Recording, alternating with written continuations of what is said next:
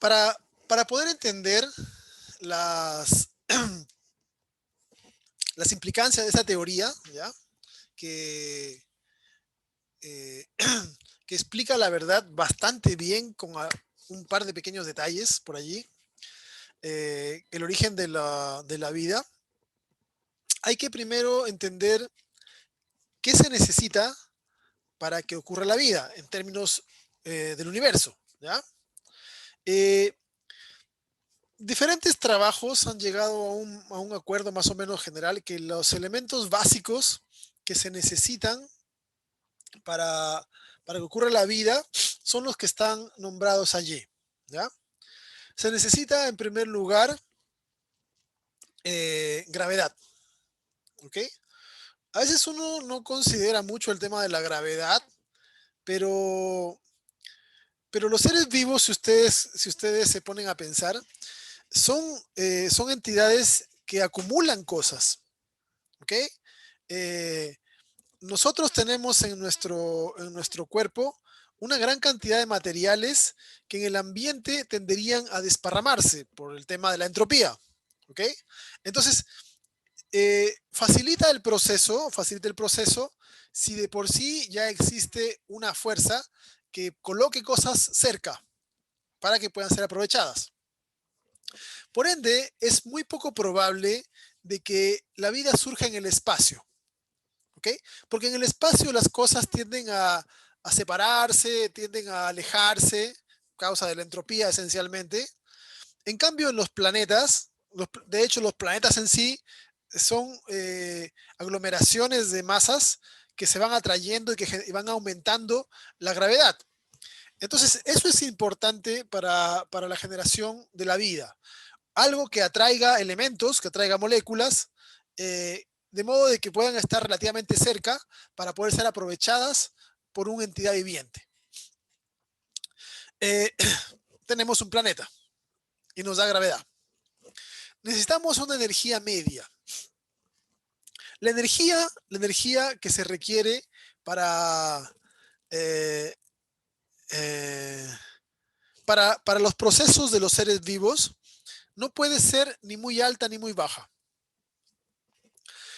Bajo condiciones de energía muy alta, por ejemplo, en el sol o cerca de lugares que están muy calientes, impide que diferentes átomos se combinen. ¿Ok? Y un ser vivo tiene que tener átomos combinables. ¿Ok? Por ende, necesita de que la energía a la cual está sometido no sea muy alta para que las combinaciones que produce de átomos duren lo suficiente. ¿Ok? En una estrella, nuestro cuerpo se disgregaría cerca de una estrella, porque las fuerzas, el calor, la radiación, harían que se separen los átomos y no podríamos generar moléculas de cierta complejidad. ¿Ya? Eh, la, la energía media sirve para mantener el agua en su forma líquida y para poder mantener átomos en formas combinables, que son otras dos condiciones necesarias para que ocurra la vida. El agua en su forma líquida es vital para la generación de los seres, ya han visto en las clases anteriores. Eh, no en su forma sólida, porque el hielo no sirve a la vida. No como gas, porque no tiene las mismas propiedades. Tiene que ser como fluido. Y eso se consigue teniendo energía media. Si estamos en un planeta que está muy cerca de la estrella, no va a tener agua líquida, sino en forma de gas. Si estamos en un planeta que está muy lejos de la estrella, va a estar congelada. ¿Ok? Entonces es genial que la Tierra esté ubicada donde está ubicada. Y además necesitamos átomos que se combinen. ¿Ok? Porque, como hemos dicho en la definición de ser vivo, somos un conjunto de materiales químicos que van combinándose. ¿Ok? Y por lo tanto necesitamos átomos combinables. Es genial de que nuestro planeta sea un planeta de una estrella de tercera, cuarta generación. Si la Tierra fuese un planeta, bueno, de hecho, si el Sol fuese una estrella de primera generación o segunda generación, probablemente ni siquiera tuviese planetas como los que tiene. No tendría planetas rocosos, ¿ya? No tendría átomos complejos que pudiesen combinarse para formar las variantes de moléculas orgánicas. Y además de todo eso, se requiere tiempo, harto tiempo. Y el universo nos ha dado harto tiempo para todos estos procesos. Antes de entrar a revisar cada una de estas condiciones, quiero rescatar algo importante que ya ha sido mencionado por diversos grandes pensadores con respecto a al valor que tienen en el universo los procesos imperfectos. ¿Ya? Imagínense esto. Imagínense que ustedes ven una explosión, ¿ya? De cualquier tipo que sea, una explosión. Eh, Algo que nos han enseñado las películas de acción también es que eh, una explosión no genera que los restos de ese elemento que explota se distribuyan de manera homogénea. ¿Ok? Algunas cosas van a salir en una dirección, en otra, y cuando uno analiza los restos de la explosión, encuentra que en algunas zonas hay menos material, en otras zonas quedó más material, en algunas zonas fue más fuerte, más energía, menos energía. Y eso es porque la explosión no es un elemento, como nada en el universo, que sea perfecto. El Big Bang tampoco no fue una explosión perfecta, ¿ya? El Big Bang generó regiones en el universo que tenían mayor concentración de materia y regiones que tenían menor concentración de materia. Si la explosión del Big Bang hubiese sido algo perfecto, todas las partes del universo tendrían la misma concentración de materiales y jamás podrían haber habido lugares donde esos materiales se hubiesen concentrado para formar estrellas y galaxias y todo lo demás. ¿Ok? Entonces, este es un ejemplo, uno solo de tantos ejemplos del tema de la imperfección. Muchos procesos físicos que ocurren en el universo no ocurren de manera perfecta, sino que ocurren con errores. Y vamos a aprender de que esos pequeños errores o diferencias han sido vitales para la generación de la vida. De hecho, si se ponen a pensar ya en algo más hacia adelante, la evolución es el resultado de errores, porque la evolución es el resultado de que el material genético cambia. ¿Y por qué cambia? Porque comete errores. Pero el hecho de que se cometan errores en el copiado del material genético, porque el proceso no es perfecto, no siempre significa algo negativo, sino que muchas veces puede conducir a generar cosas provechosas para los individuos. ¿Ya? Entonces, eso es una cosa importante con respecto al sentido de que el universo no es un lugar perfecto, sino que es un lugar que tiene muchas imperfecciones. Pero es gracias a esas diferencias en la distribución y diferencias en el funcionamiento en diferentes partes del universo, es que en algunas regiones pueden ocurrir fenómenos como el que ha pasado en la Tierra y que ha permitido la generación de vida. ¿Ya? ¿Cómo obtenemos las condiciones generales? O cómo, de manera particular, cómo nosotros, los terrícolas, podemos decir que hemos conseguido estas, estas condiciones especiales, ¿ya? Refiriéndonos a la historia de nuestro planeta. Eh, la gravedad.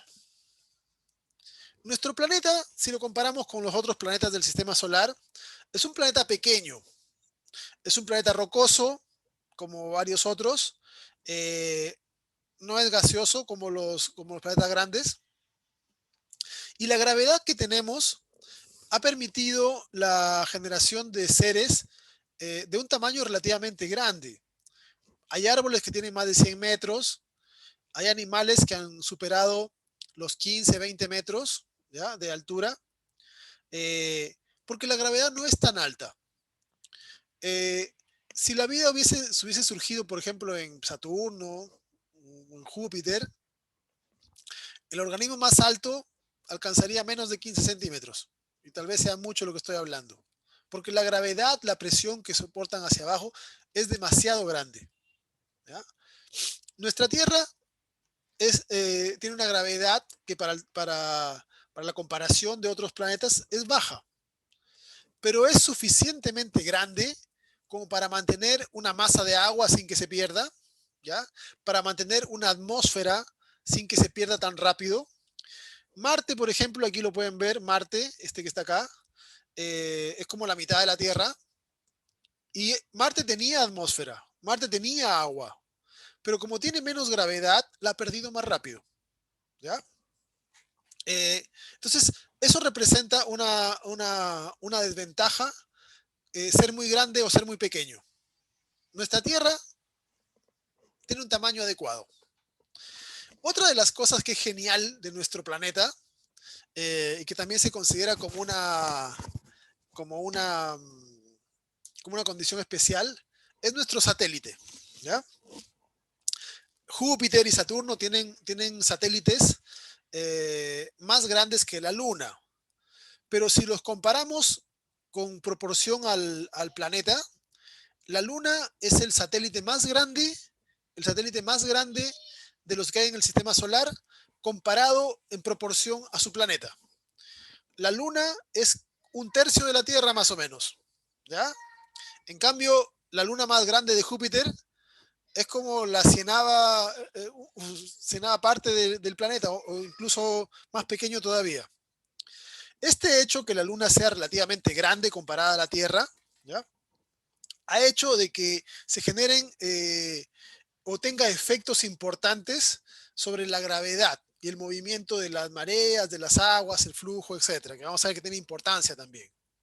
Entonces, una de las condiciones interesantes es que tenemos una gravedad que no es tan alta como otros planetas mayores, pero que permite el mantener eh, la atmósfera y el agua. Otra de las condiciones interesantes que tenemos eh, que cumple nuestra Tierra como parte de las condiciones especiales es que la energía que recibimos es una energía intermedia, ¿ya? Una energía intermedia. Eh, el Sol está por acá más o menos, ¿ya? No sé si ven el puntero. El Sol es una estrella eh, pequeña comparada con las gigantes azules, rojas, ¿ya? Eh, no es tan caliente, ¿ok? Eh, no es tan grande y además estamos ubicados nosotros a una distancia bastante particular desde nuestra estrella, ¿ok? Esas condiciones, el hecho de que el Sol no sea tan grande, de que el Sol eh, no sea tan caliente y de que la Tierra esté lo suficientemente alejada, permiten de que se conserve, entre otras cosas, la Tierra a una temperatura no tan alta. Nuestra temperatura promedio es como 13 grados, la superficie del planeta. A 13 grados el agua está en su mayor parte en forma líquida, lo cual es genial, ¿ya? Y además, otra de las cosas interesantes que tenemos es que nuestro sistema es un sistema simple, ¿ya? ¿Qué significa eso? En, la, en el universo se ha encontrado que el 60% o más de los sistemas estelares son dobles o triples, o sea, están formados por 2 o 3 estrellas que orbitan entre ellas y alrededor pueden tener planetas. Si la Tierra, si el Sol fuese parte de un sistema doble, ¿ya?, la Tierra tendría una órbita demasiado elíptica. Entonces, la Tierra se congelaría estando lejos y de repente herviría estando muy cerca de las 2 estrellas. Tenemos una estrella única y la órbita no es tan excéntrica, ¿ok? Entonces, eso hace de que nuestro planeta no esté ni tan frío, lo más alejado que está del Sol, ni tan caliente, lo más cerca que está del Sol. ¿Por qué es importante el tema de la energía? Porque los seres vivos somos sistemas abiertos. Necesitamos permanentemente incorporar energía. Y ya cuando hablamos de carbohidratos les contaba de que en realidad la mayor parte de la energía que tenemos proviene del Sol, porque es metabolizada por los organismos fotosintéticos para transformar la energía fotónica en energía química y luego es transferida a través de las cadenas tróficas por todos los seres vivos. ¿Ok? Por eso es importante de que el Sol sea nuestra estrella, se encuentre a una distancia relativamente segura, ¿ya? Que produzca energía suficiente para mantener el agua líquida, pero que no nos dé tanta energía como para que los enlaces se rompan demasiado rápido. La otra condición especial que tiene que ver con el agua tiene que ver tanto con la estrella como con el propio planeta. ¿Ya? Estamos en un rango de nuestra estrella donde el agua se conserva en su mayoría en forma líquida. De hecho, los astrónomos buscan vida en otras partes y lo que buscan es la distancia de agua líquida. ¿Ya? Y la distancia de agua líquida está dada de acuerdo al tamaño de la estrella y al calor que produce la estrella. ¿Ya? Si una estrella es más pequeña, el rango donde están de agua líquida tendrá que ser más cerca, ¿ya? Si es más grande, tendrá que ser más lejos y así. ¿Ok? Eh, También la excentricidad, como yo les decía, la Tierra no tiene una órbita circular, es ligeramente elíptica, pero no es tan elíptica, ¿ya? Es apenas. Y eso hace de que nunca esté ni tan alejada ni tan cercana de la estrella y recibe casi siempre cantidades más o menos parecidas de energía. Y lo otro que también es importante es que nuestro planeta es un planeta rocoso. Tiene un núcleo de hierro que todavía está fundido, que todavía tiene eh, miles de grados de temperatura. Por lo tanto, todavía genera calor hacia afuera. Y eso también se combina con la energía que recibe uno del Sol para mantener, en términos generales, una cantidad media de energía en el planeta. Con respecto al agua, a una puntualización que puedo hacer es que hay bastantes evidencias de que el agua que tenemos vino del espacio. ¿Por qué razón? Eh, en el sistema solar hay una enorme cantidad, enorme, miles de millones de cometas que son bloques de hielo. ¿Qué es lo que ocurre? Cuando se empezó a formar el sistema solar, ¿ya? Eran una masa de escombros, de restos de otras estrellas que habían explotado. Eh, Cuando se empezaron a apelotonar en el centro, eh, gases y otras moléculas, otros átomos, para formar el Sol, la mayor parte de la masa.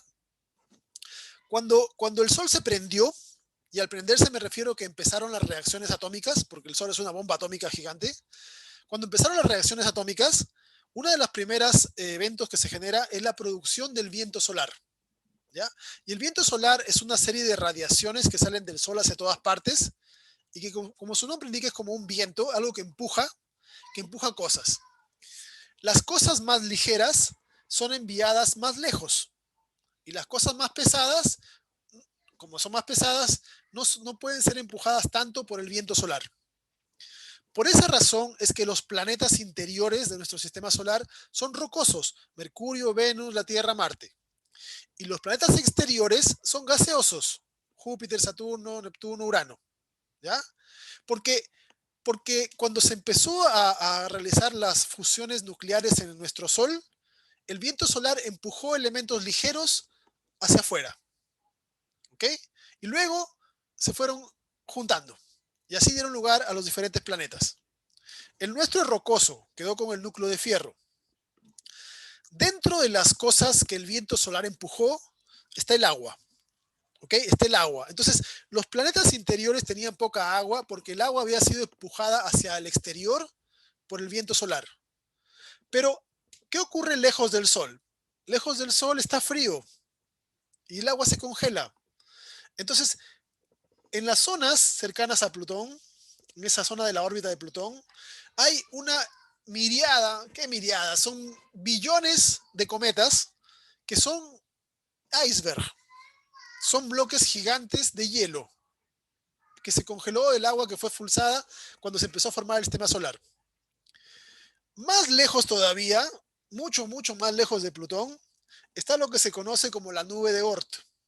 Y la nube de Oort son, si eran millones el cinturón de Cuvier, la nube de Oort son más todavía. ¿Ok? Entonces, nuestro sistema solar es mucho más grande de lo que se les puede pensar. Esto que se ve en azul ahí representa la órbita de Neptuno. Y vean la nube de Oort, el tamaño que tiene, ¿ya? Todos esos representan miles de millones de cometas que están lejos ahí, pero están orbitando al Sol, porque a pesar de la distancia, el Sol todavía ejerce una fuerza atractoria gravitacional sobre estos. Ahora, de vez en cuando se chocan entre ellos y eso hace que se muevan y a veces se internan hacia zonas del centro del sistema solar. Y obviamente chocan con los planetas. Y eso pasó con la Tierra. Durante miles de millones de años, la Tierra fue impactada por miles de billones de cometas. Y cada cometa es un bloque de hielo. Y así fueron llenando las cuencas y generando los mares. ¿Ok? Si se les hace bastante poco probable o no pueden imaginar que la Tierra se haya llenado con un montón de cometas que fueron cayendo, hay que considerar cuánta agua hay en la Tierra. Porque si bien a la Tierra le dicen el planeta azul, y siempre decimos de que el 75% del planeta tiene agua, en realidad el agua está encimita nada más. ¿Ya? Eh, el, la profundidad más grande que tenemos en el océano, las fosas marianas, tiene 11 kilómetros más o menos. El radio de la Tierra es 6.300 kilómetros. ¿Ok? O sea, es nada la profundidad del mar. ¿Ok? Ahí lo he hecho esquematizado más o menos a una escala. El promedio de profundidad de los océanos es como 3 kilómetros. Entonces, si quieren imaginarse la Tierra, si quieren imaginarse la Tierra, es como una pelota de básquet mojada. ¿A qué se refiere con podría ser más profundo?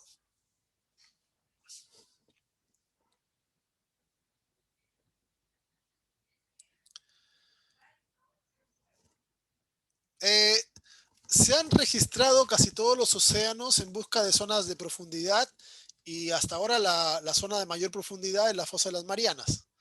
Si hay alguna zona más profunda, no creo que sea más allá de 1 o 2 kilómetros como mucho, ¿ya? Igual, comparado con los más de 6.000 kilómetros, es nada, ¿ya? Es nada. En esta imagen se ha hecho un esquema de cuánta tierra hay en la Tierra y cuánta agua hay en la Tierra.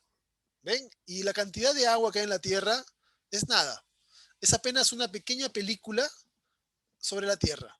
Entonces, si lo vemos de esta manera, ahora tiene un poco más de sentido de que hayan caído sobre la Tierra montones de cometas y que hayan dejado el agua eh, que ha sido tan útil para la generación de la vida.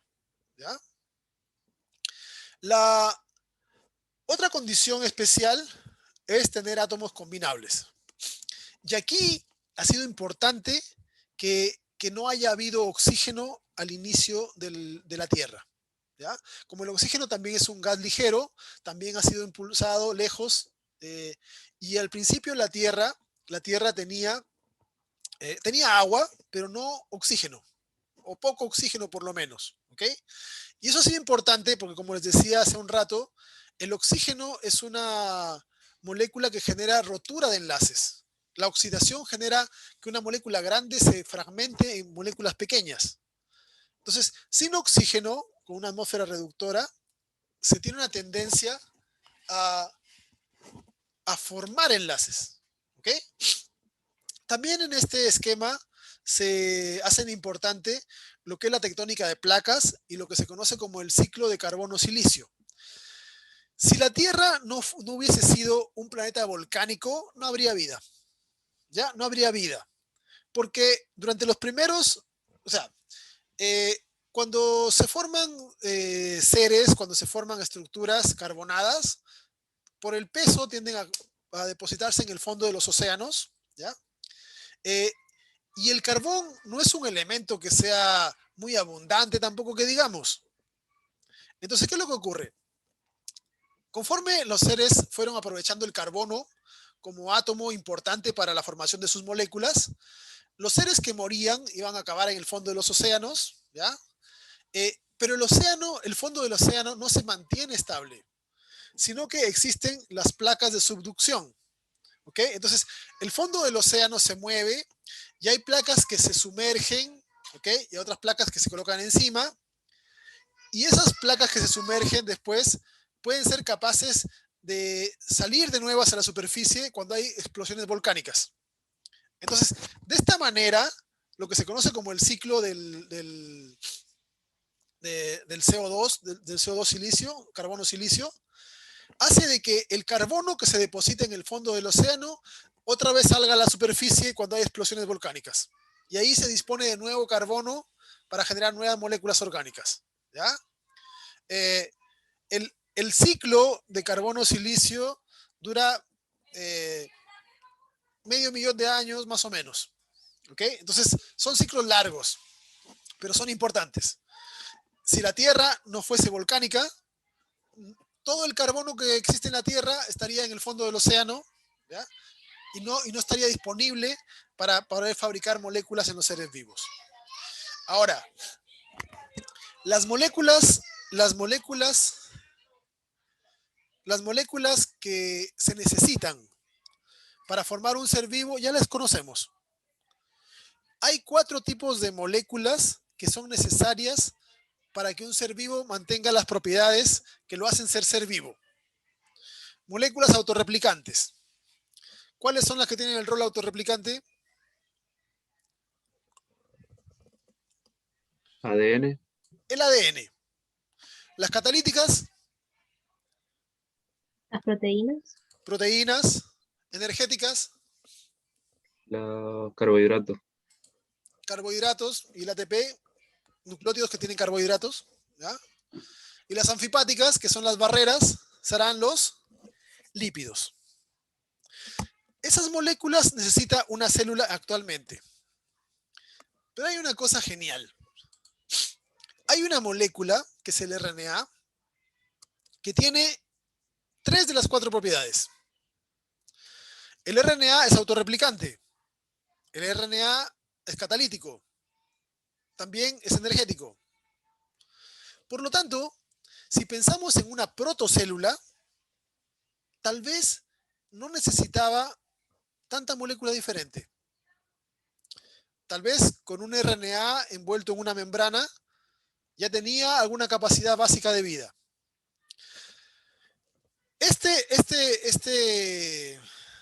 Esta propuesta, que se conoce como la hipótesis del mundo RNA, ¿ya? Si quieren pueden buscarla y leerla, es interesante, nos ejemplifica claramente de que el RNA es una molécula que puede autorreplicarse, que puede servir como molécula de genoma.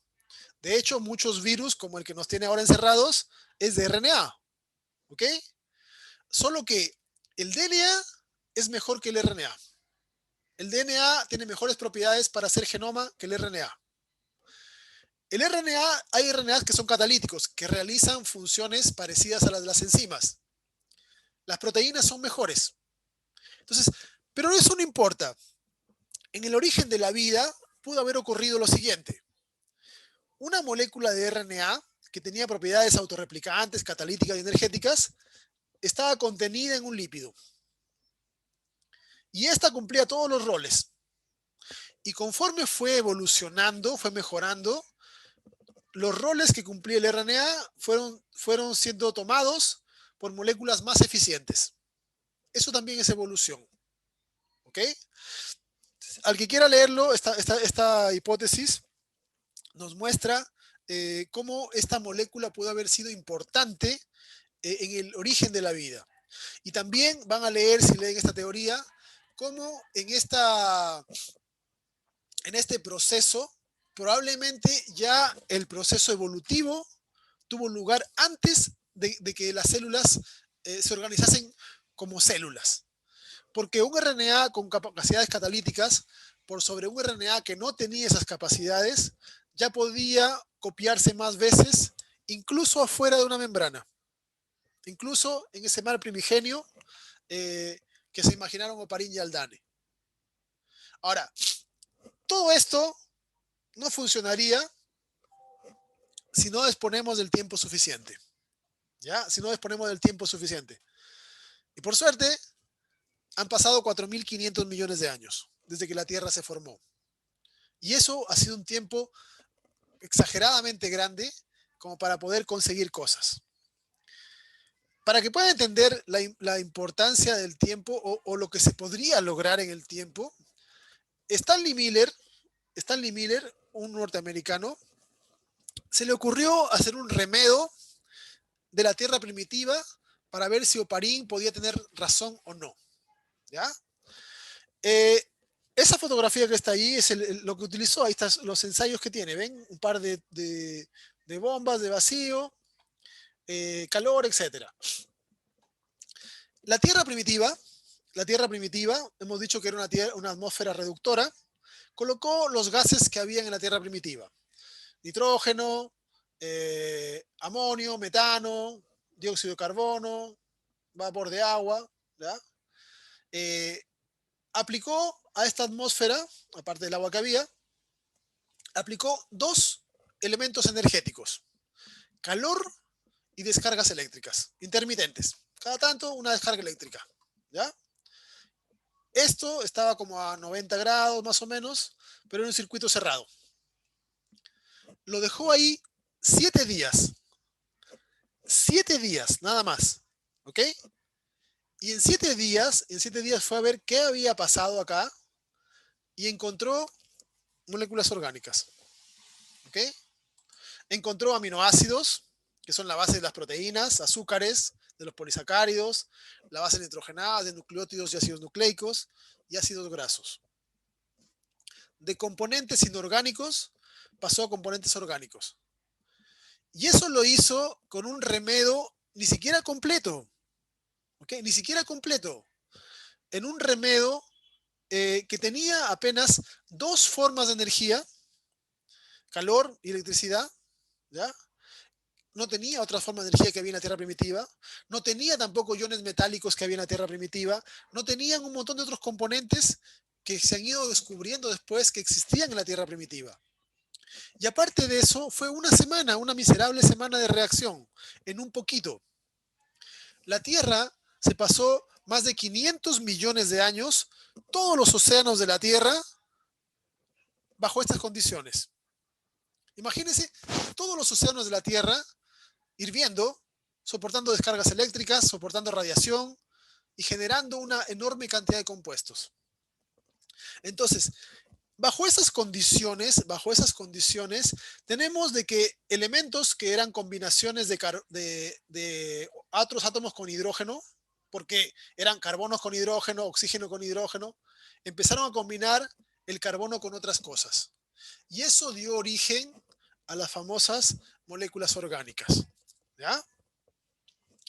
Este ensayo que realizó Miller lo han repetido varias veces y de hecho hay ensayos que llevan como 30 años funcionando, que siguen viendo y sacando cada cierto tiempo una muestra. ¿Por qué? Porque aquí hay un problema. Y aquí está la principal incógnita referida a esta teoría. Si se pudiese solucionar esto, tendríamos de que sería la forma más probable de que haya ocurrido la vida sobre la Tierra. Pero tenemos un problema. Esta teoría le falta un paso crítico. No es lo mismo tener monómeros que tener polímeros. Una proteína tiene más funciones que la que tiene un simple aminoácido. Una cadena de aminoácidos no es lo mismo que aminoácidos separados. ¿Ok? Lo que no se sabe de esta teoría es cómo se logró pasar de monómeros de azúcares a polisacáridos, de nucleótidos a ácidos nucleicos, de aminoácidos a proteínas.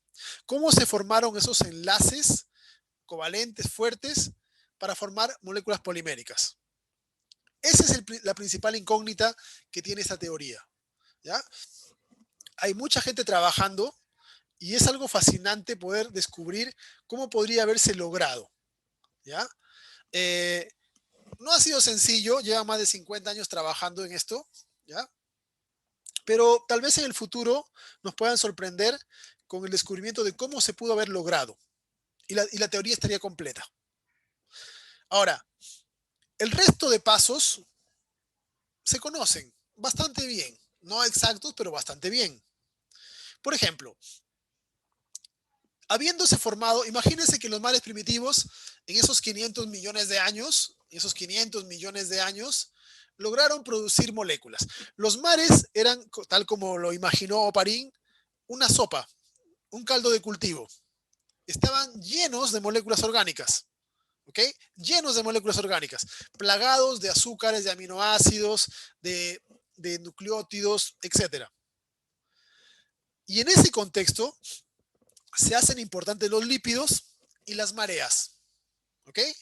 Los lípidos son moléculas que por su cuenta, por el hecho de que no les gusta mucho el agua, se organizan formando bicapas. Cuando están mojados, se organizan como estructuras circulares, ¿ya? Micelas. Cuando están secos, se organizan como estructuras planas. Y aquí se piensa que fueron importantes las mareas. Imagínense este mar primitivo lleno de cosas, la marea sube, inunda playas. Cuando la marea baja, las playas quedan llenas de moléculas orgánicas. Llenas de moléculas orgánicas. Ácidos nucleicos, proteínas, etcétera, etcétera. Los lípidos quedan abiertos. Cuando la marea sube y se mojan otra vez, se cierran. Entre que se abren y se cierran, se abren y se cierran, a veces pueden haber quedado con elementos en el interior. Si este elemento del interior es un RNA y estos son fosfolípidos, ya tenemos una protocélula. Si el RNA es capaz de generar una copia de sí mismo, ya tenemos una de las propiedades básicas de la vida. Y así pudo haber sucedido. Y en realidad, si se ponen a pensar, estas moléculas vivían en el paraíso. Vivían en el paraíso porque todo lo que necesitaban estaba en el medio. Si necesitaban azúcares, el mar estaba plagado de azúcares. Aminoácidos, aminoácidos. ATP, lo que quisieran. Todo lo tomaban del medio. Y así surgió una carrera evolutiva.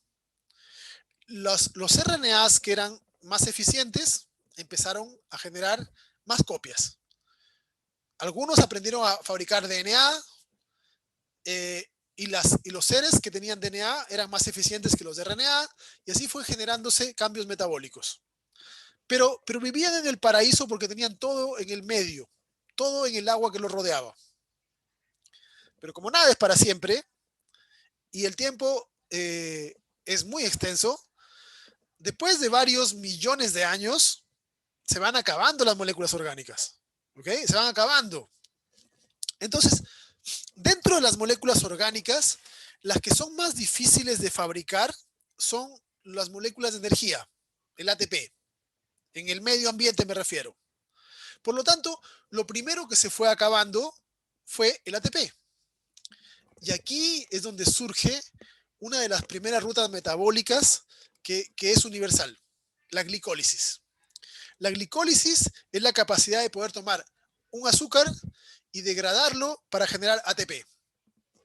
Entonces surgió una línea de vida de células que, a diferencia de las otras que tomaban todo el medio, estas ya no necesitaban ATP. Ya no tenían que estar buscando ATP, que cada vez era más escaso, sino que tomaban azúcares y fabricaban su ATP. Esta ruta metabólica es tan antigua que todos los seres vivos la conservan. Tampoco los azúcares iban a ser para siempre. Y conforme se iban acabando los azúcares, una línea celular de seres aprendió a hacer fotosíntesis. Ya no necesitaba buscar azúcares. Necesitaba CO2. Y CO2 había en el ambiente. Hay en el ambiente todavía. Entonces, tomaban CO2, usaban energía solar y generaban su propio azúcar. Eran células que ya no tenían que estar buscando en el medio. Ahora, la fotosíntesis tiene como consecuencia de que uno de sus desechos es el oxígeno. Por lo tanto, la atmósfera terrestre cambió. Pasó de ser reductora a oxidante. Y el oxígeno podrá ser algo vital ahora para nosotros, pero es tóxico. El oxígeno es tremendamente tóxico, oxida cosas. Entonces, en respuesta a eso, algunas células desarrollaron la capacidad de poder soportar el oxígeno. Y más aún, algunas de esas no solamente soportaron el oxígeno, sino que fueron capaces de usar el oxígeno para generar más energía todavía. Surgió la ruta de respiración celular. Esto que les cuento es evolución. Y la evolución significa una adaptación. Cuando las células vivían en un medio que tenía todo, no necesitaban cambiar mucho, tomaban todo el medio. Cuando en el medio cambia, porque desaparece una molécula, deja de existir, hay una evolución, un proceso de adaptación. Aprenden a fabricar esa molécula. Cuando desaparece otra molécula, desarrollan otra capacidad.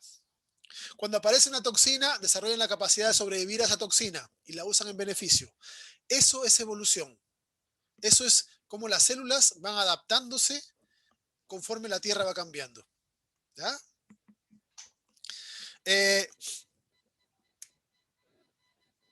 Si nos invade una especie avanzada, va a dar lo mismo que no sean a base de oxígeno porque tendrán, supongo, los medios de cambiar la atmósfera terrestre y estaremos fritos igual.